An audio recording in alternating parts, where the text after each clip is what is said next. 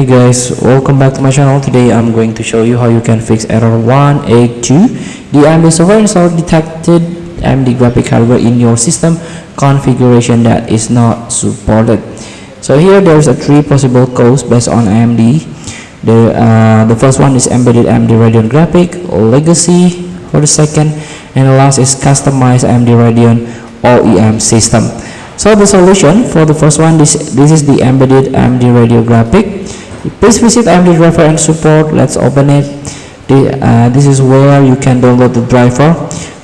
If this is your first time, you can use this auto detect and install driver updates from here. You can download it for free, and this app will automatically detect your system, and the driver package will show up. You can install easily there. And here, if you use the embedded one, you can use this search or browse driver and support by product. You can click graphics, click the Radeon embedded, and choose your embedded series. For example, the HD series. Let's get back.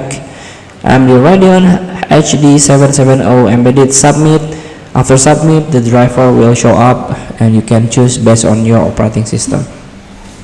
Next, for the legacy, so again same step. You can go to the graphic, but you can choose the legacy one.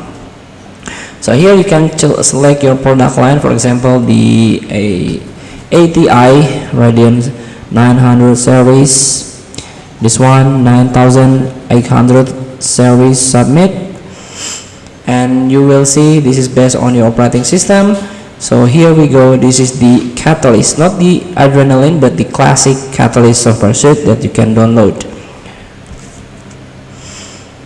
And last is the OEM system.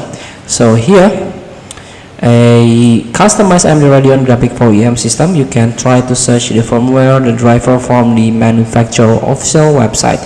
So you can see this AMD partner add-in board for the list of your OEM and partner manufacturer. And here, let's go back. If your desktop GPU or mobile GPU listed here, it means you need a legacy driver instead of the Adrenaline.